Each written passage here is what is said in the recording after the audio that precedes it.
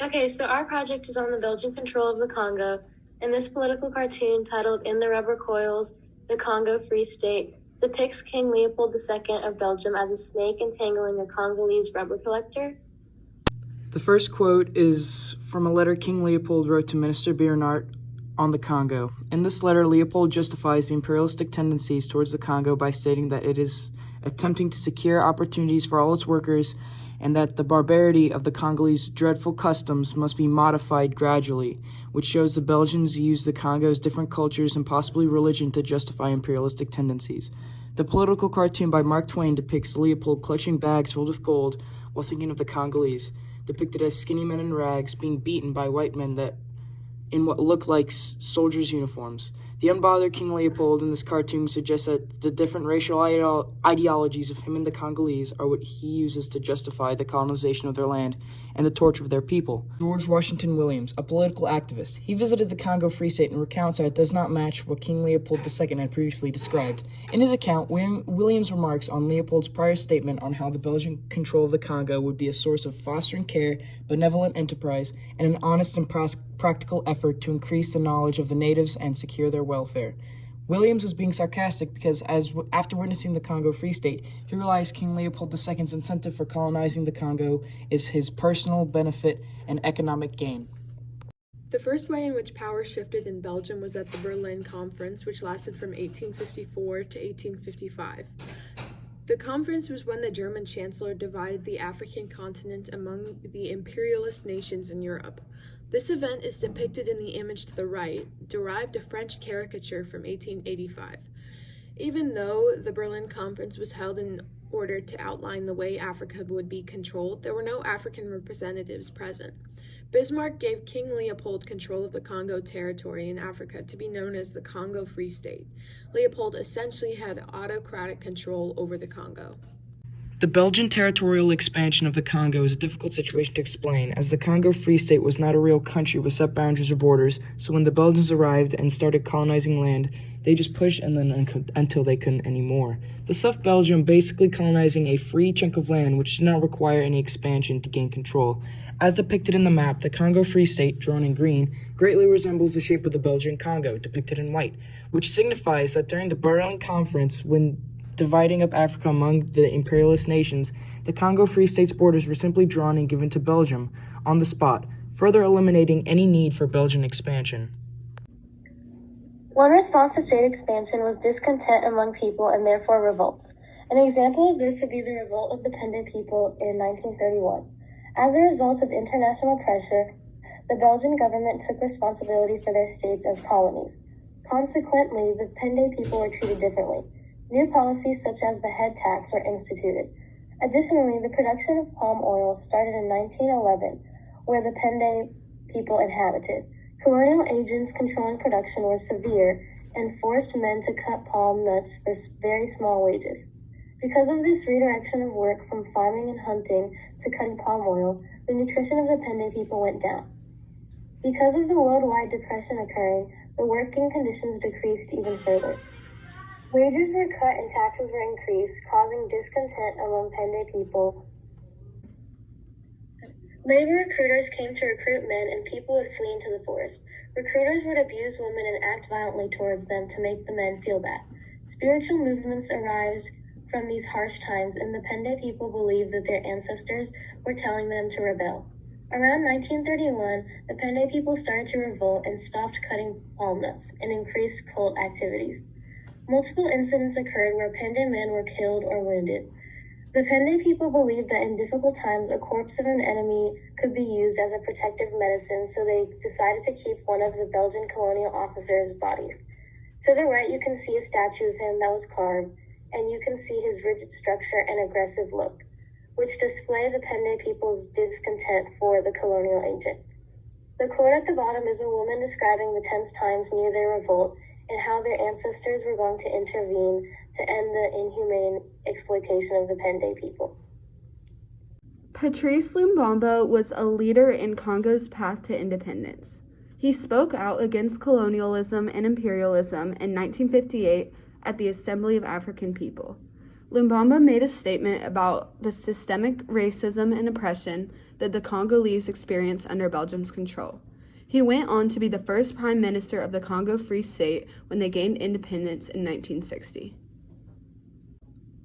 Another reaction to imperialism was religious dissent.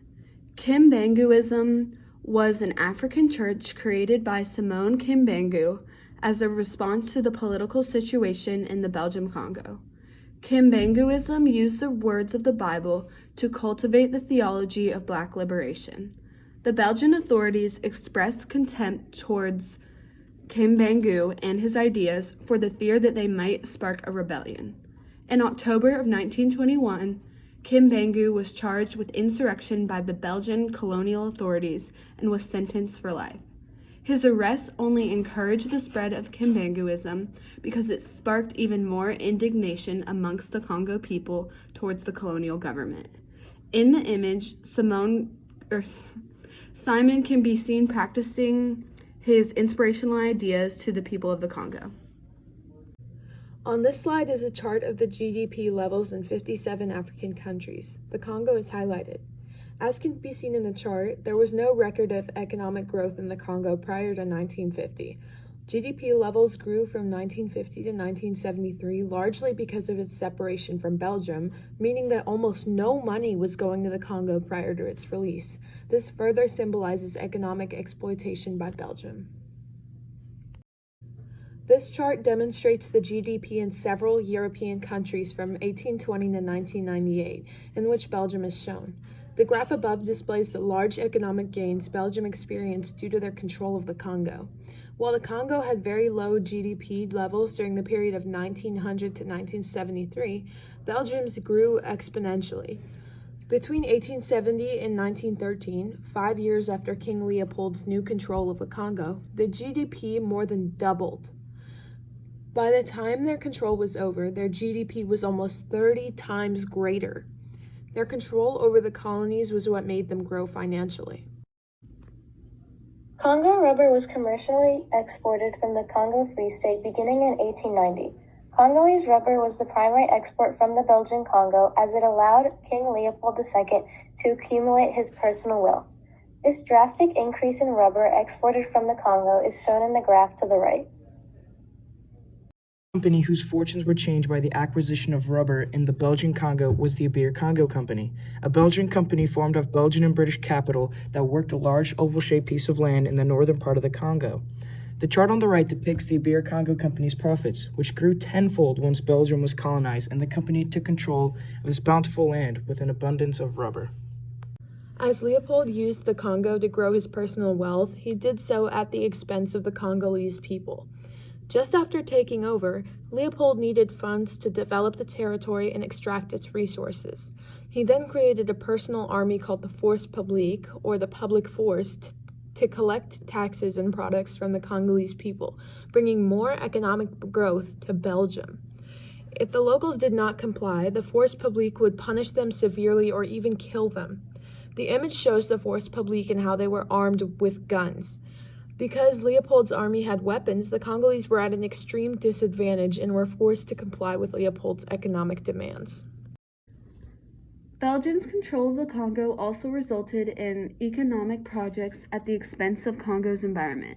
In 1928, the idea of using the Grand Inga River in the lower Congo for hydroelectricity generators was proposed by the colonizers. By implementing hydropower plants in the river, the Europeans would be damaging the local environment for their own economic benefit. When Louis Amé, one of the initial leaders of this project, was asked at the Royal African Society meeting in 1959 if the Africans would be employed in this project, he said that it would be difficult to find the Congolese who would be capable of taking up these posts. The population in Central Africa 70 years ago did not even know how to use a wheel. Amé's statement reflects the colonizers' negative view of the Congolese people because they were not even willing to employ them in the project that was possible at the expense of the local environment. Although Belgian migration to the Congo was never encouraged, and neither was Congolese migration to Europe, there was still a vast majority of Belgians in the colony at the time, making up almost 40% of the population and working as employees of mining companies, civil servants, and even missionaries. As a means for transportation for migration, ships were often used, and Zanzibar was one of the posts for these ships. Before migration, populations in Belgium increased greatly, and urbanization surged as many people were flocking towards cities to follow work, which is depicted in the quote above. French Congo Belgium, a former colony in Africa ruled by Belgium from 1908 until 1960, was established by the Belgian Parliament to replace the previously privately owned Congo Free State. After international outrage over abuses, there brought pressure for supervision and accountability of the European colonizers in that area, and shows how societies in Europe were disgusted by the Belgians' cruel treatment of the locals. The official Belgian attitude was paternalism, as they believed Africans were cared for and trained as if they were children. This implies that the Belgian familial situation was paternally based, much like much of Europe at that time.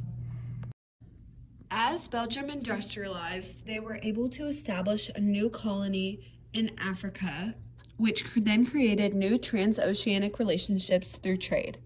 At the Berlin Conference, representatives of 14 European countries met in order to discuss African affairs and colonization. At the conference, King Leopold II exerted Belgium's imperial power and gained recognized control of the Congo Free State. The cartoon depicts the Berlin Conference and the European imperial powers gathered together. The imperial powers look like they are hungry to cut into Africa, which implicates that they were greedy and anxious to extract its wealth and resources. King Leopold II is seen in the center as he is cutting open Congo. This represents the damage that Leopold intends to inflict upon the Congo for his own economic gain. The primary export of the Belgian Congo was rubber. After Congo Free State was established in 1855, Leopold II extracted large quantities of rubber from the Congo and exported it around the world to be used for manufactured products. The figure to the right displays the dramatic increase in global rubber production and consumption following the creation of the Congo Free State. As rubber was exported on a global scale, new transoceanic relations were established because of this exchange.